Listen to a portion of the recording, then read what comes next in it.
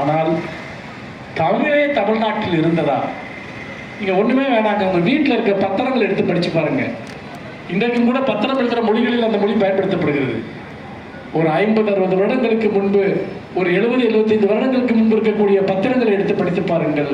அதில் ஒரு வார்த்தை இன்னைக்கு உங்களுக்கு புரியாது. அதே போல அந்த காலகட்டத்தில் எழுதப்பட்ட வைத்திய சாஸ்திர நூல்கள், ஜோதிட நூல்கள், இன்னும் பலவிதமான இலக்கியங்கள் எல்லாவற்றையும் நீங்கள் எடுத்து பாருங்கள். ஏன் உரைநடை, பாரதியார் எழுதிய உரைநடையை எடுத்து பாருங்கள். இன்றைக்கு இருக்க தமிழுக்கும் பாரதியார் எழுதிய உரைநடைக்கும், பாரதியாருடைய கவிதைகள் வேறு, உரைநடை வேறு. முழுக்க முழுக்க சமஸ்கிருதமயமாக்கப்பட்ட ஒரு உரைநடையைத்தான் பாரதி எழுதினார்.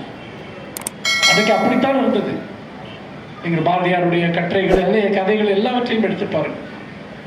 தமிழ் சினிமாவை அன்றைக்கு வந்த படங்களை எடுத்து பார்த்தீர்கள் என்றால், ஒரு கணவனை அழைப்பதற்கு மனைவி பிராணநாதா என்று அழைக்கக்கூடிய வசனங்களை எல்லாம் நீங்கள் பார்க்கலாம். தமிழுக்கு என்ன நடந்தது? தமிழ் சிதைக்கப்பட்டது, ஆணாணுவாக சிதைக்கப்பட்டது. இதை மீட்பதற்கு தமிழ்நாட்டில் 2 இயக்கங்கள் எழுந்தன.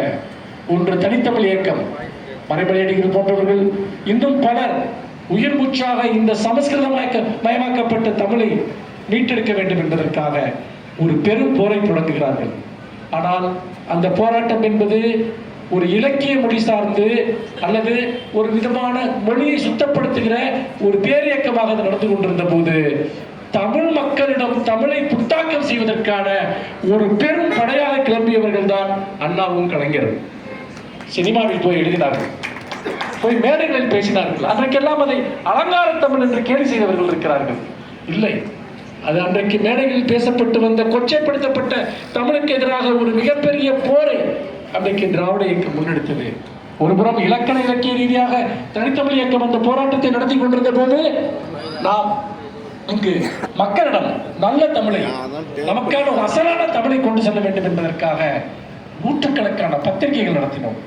அது மட்டுமல்ல, தொலைக்காட்சிகளில் நீங்கள் நன்றாக அதுவரைக்கும் வந்து கொண்டு திரைப்படங்களிலிருந்து பராசக்தி படத்தை எடுத்துக் கொள்ளுங்கள். பராசக்தி படத்தில் வரக்கூடிய வசனங்களை நினைத்து பாருங்கள். அவ்வளவு இலக்கிய தமிழில் பேசினார்கள்.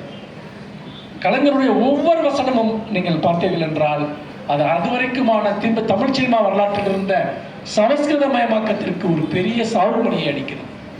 அண்ணா எழுதிய வசனங்கள், அண்ணாவினுடைய நாடகங்கள், இன்றைக்கு நாம் எழுதுகிற தமிழ், இன்றைக்கு நாம் மேடைகளில் பேசுகிற தமிழ், இன்றைக்கு நாம் பத்திரிகைகளில் புழங்குகிற தமிழ், இலக்கியங்களில் பயன்படுத்துகிற தமிழ், இது எல்லாமே ஒருபுறம் தனித்தமிழ் இயக்கமும் இன்னொரு புறம் திராவிட இயக்கமும் மக்களிடம் பேரியக்கமாக கொண்டு சென்ற தமிழ்.